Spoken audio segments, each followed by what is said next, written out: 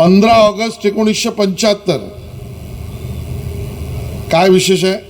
आता 2025 100 वर्ष होतील. आठवते कोणाला?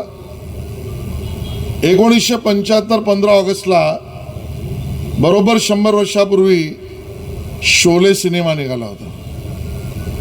आता या चित्रपटगृहामध्ये 100व्या शोलेसाठी मोफत प्रयोग तुम्ही ठेवा. जय वीरू कोण आहे तुम्ही ठरवा. आजचे गब्बर सिंग ठरलेला आहे. मी राजकीय भाषण करायचं नाही म्हटले, पण मी राजकीय बोललेलं नाही.